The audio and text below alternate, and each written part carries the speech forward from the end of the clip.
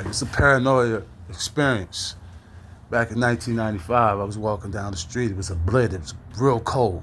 I had the Avery ass jacket on, so I'm walking. So I see this lady on the porch. She got like a dress on, like a wedding dress or something. And it's a blizzard out here. So I stop. I'm like, yo, like, why you outside with no coat on? You ain't cold? She was like, I'm sitting here chilling, waiting for my parents to come in so they can come home so they can let me in the crib. So I'm like, well, listen, I live like a block up the street. I'm gonna let you have my jacket. I'm gonna jog home. I'll be back tomorrow. Get it. So I give her the jacket. I spins to the crib. Next day I go to the crib. I knock on the door. She told me her name was Michelle. She got red hair. Knocked on the door.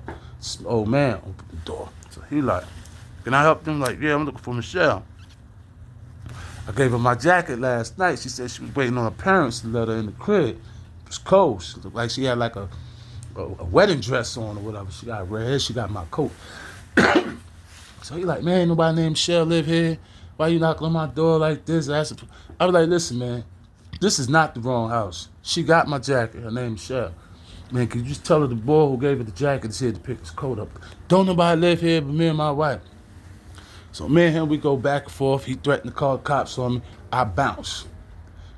So I see him like about a month later. He rose up on me, talking about, yo, my wife and all this ain't appreciate you coming over here talking about we got your coat. I'm like, listen, man, it was a lady on your porch. She had like a dress on, like she was coming from a wedding. She had red hair. I gave her my coat. I told because it was cold. It was the night of that blizzard.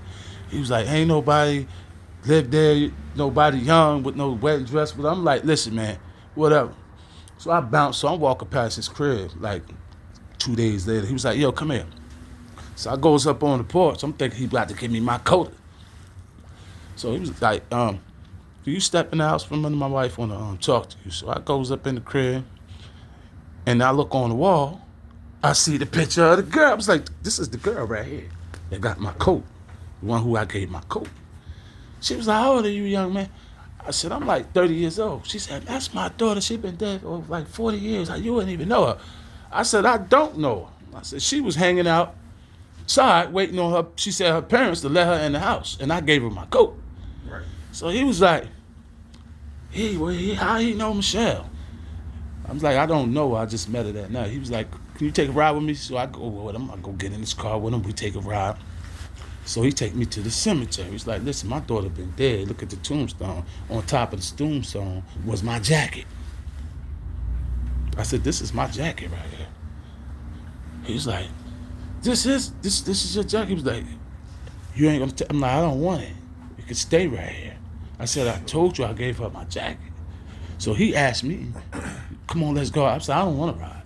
Because now I'm thinking, like, what the fuck's going on here? You know what I mean? So I don't even want to ride with him. You know what I mean? I don't even want to ride. Shit. So that's paranoia activity.